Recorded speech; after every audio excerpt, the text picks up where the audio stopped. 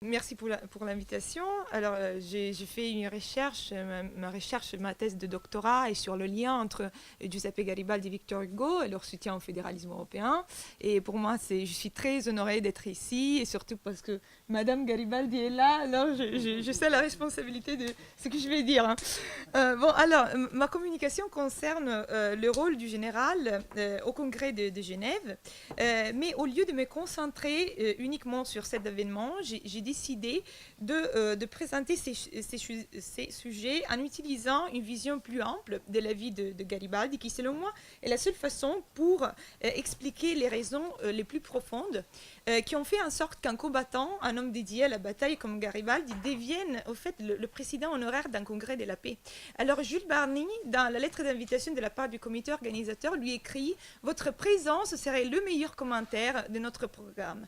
Alors, pour comprendre comment il est possible qu'un combattant puisse devenir le meilleur commentaire d'un congrès de la paix, il faut tout d'abord souligner que le congrès de Genève se distingue des congrès de la paix précédents, parce que la décision d'ajouter le mot liberté à l'appellation du congrès, ça veut dire qu'il ne voulait pas accepter le statu quo en faveur de la paix, mais au fait d'obtenir la liberté qui est la condition nécessaire pour établir une paix véritable. La recherche du règne de la paix par celui de la liberté, ils disent, hein. Alors, personne plus que Garibaldi avait fait de la liberté une mission, pas seulement en Europe, mais aussi en Amérique du Sud.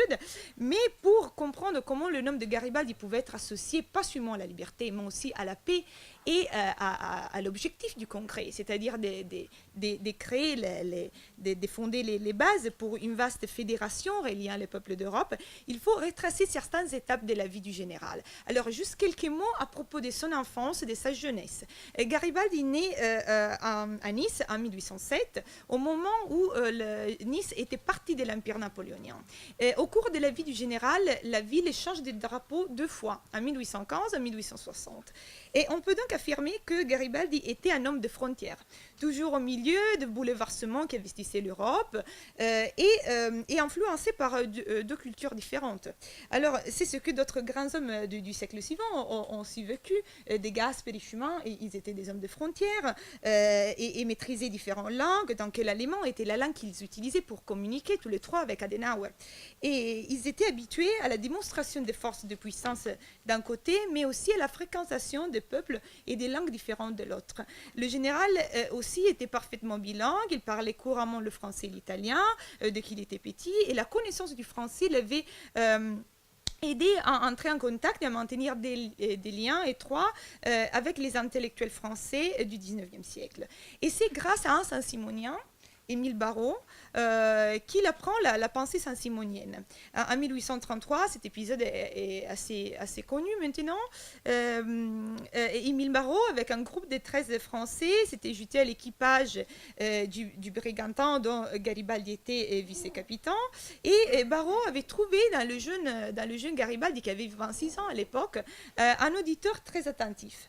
Et pendant 3 semaines de navigation, il lui avait expliqué les principes du nouveau christianisme, mais on peut aussi supposer que pendant ces voyages, Barrault a illustré à Garibaldi aussi le contenu des laissés de Saint-Simon, de la réorganisation de la société européenne, avec lequel Saint-Simon proposait la création d'un Parlement européen, et le commencement de ce projet devait être l'association immédiate de donations qui bénéficiait déjà du régime parlementaire, c'est-à-dire la Grande-Bretagne et la France.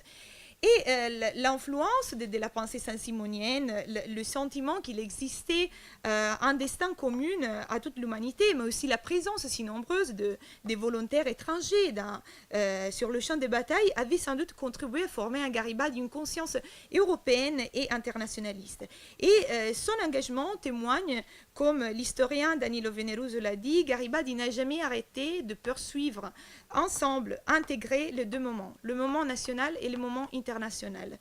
En 1860, par exemple, après avoir libéré Naples, et plus précisément après la bataille de Volturno, c'est-à-dire au moment où Garibaldi était au sommet de sa célébrité, il décide d'écrire le mémorandum aux puissances d'Europe. Et dans cet essai de 5 pages, à peu près 5 pages, publié dans le journal L'Indipendente d'Alexandre Dumas, le 16 octobre, Garibaldi condamne la guerre et propose la création d'une fédération européenne. Il affirme, je cite, « Pourquoi cet état agité violent de l'Europe? Nous passons notre vie à nous menacer continuellement et réciproquement, tandis qu'en Europe, la grande majorité, non seulement des intelligences, mais des hommes de bon sens, comprennent parfaitement que nous pourrons cependant passer notre pauvre vie sans se perpétuer l'état de menace et d'hostilité des uns contre les autres. Et sans cette nécessité, qui semble fatalement imposée au peuple par quelques ennemis secrets et invisibles de l'humanité, de s'entretuer avec tant de science et de raffinement. » Alors, Garibaldi alors propose une solution et il dit « Supposons que l'Europe forma un seul État. Qui songerait à la déranger chez elle ?» Alors, Garibaldi n'est pas un intellectuel, n'est pas comme Mazzini, il n'avait pas écrit beaucoup à propos de ça, mais il avait la perception de la réalité, de ce qu'il avait vécu et de ce qu'il vivait tous les jours dans le champ de bataille. Et le général affirme que sans armée, on pourrait utiliser les ressources pour améliorer notre société à bénéfice de tous à travers l'érection des écoles, la construction des routes et ponts, le développement de l'industrie, etc. Il invite alors les nations qui sont à l'avant-garde de la Révolution, c'est-à-dire la France et l'Angleterre, là on voit aussi l'influence de la pensée saint-simonienne, à établir des institutions communes pour ainsi permettre la création de la Fédération européenne à laquelle les autres pays auraient pu se joindre. Alors, Garibaldi était très attaché à cette idée à cet objectif qui aurait été la réalisation de la fraternité des peuples, et que Victor Hugo aurait appelé le magnifique rêve de l'intelligence. J'aime beaucoup cette expression. Il disait « Un jour sera accompli le magnifique rêve de l'intelligence, avoir pour patrie le monde et pour nation l'humanité ». Et il est exactement dans une lettre écrite en 1864 de l'Angleterre et adressée à l'écrivain français qu'on apprend encore une fois son rêve d'unité entre la France et l'Angleterre. Il dit, je cite, « Oui, mon digne ami, une main dans la main calleuse et noircie de l'ouvrier anglais, j'ai entendu la parole de fraternité avec la France sortir unanime de la foule de ces robustes enfants du travail. Et mes yeux se sont humectés en pensant à cette condamnation à mort du despotisme, à cette initiative d'un grand peuple appelant un grand peuple frère pour la libération de tous. Et vous le savez, avec l'Angleterre et la France en tête, la délivrance n'est pas loin. » Alors Garibaldi était convaincu que les destins des pays européens étaient étroitement liés et seulement la solidarité parmi les peuples européens contre le despotisme pouvait sauver l'Europe et le monde entier. Et il le dit exprès dans le poème La Voix de Caprera qu'il adresse à Victor Hugo en 1868 pour répondre à celui de l'écrivain de Victor Hugo intitulé La Voix de Guernesey, en soutien de Garibaldi et des Garibaldiens après la défaite de Mentana.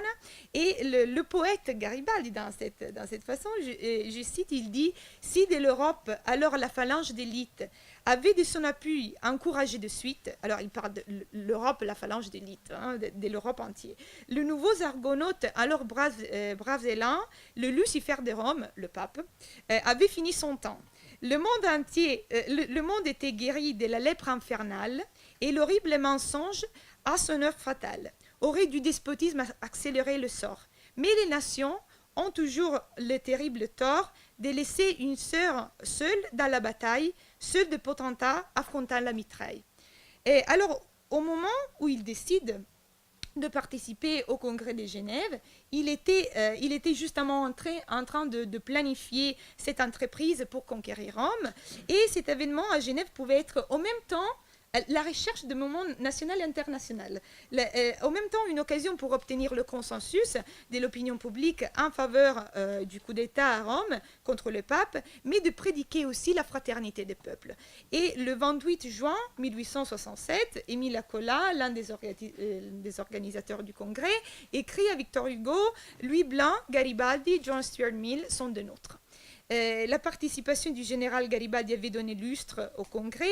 Dans ces moments-là, Garibaldi était très célèbre. Et pour avoir une idée de sa célébrité, il faut juste mentionner son voyage pour arriver à Genève. À chaque gare où le train s'arrêtait, il y avait une foule qui attendait le général. À Lausanne, il y avait 1500 personnes dans la gare. Et le train, avant de repartir, il était resté bloqué pendant 15 minutes. Et ça, c'est rien comparé à l'accueil reçu à Genève. Hein. Le journal de Genève écrira « Jamais personne n'avait été honoré par elle jusqu'à ces jours tant que Garibaldi ». Alors, on sait, grâce à Jesse White Mario, j'ai encore 5 minutes. Non. Alors, je dois terminer. C'est dommage. Bon, ok, merci. Alors oui, Jesse White Mario, qui était à Genève avec son mari Alberto et d'autres garibaldiens, raconte que le 9 septembre, en entrant dans le magnifique salon de la Banque suisse, il trouve le général qu'il était en train de terminer ses propositions pour le Congrès et il dit qui rentre avec moi doit être prêt pour mercredi 16 et pour aller à Rome.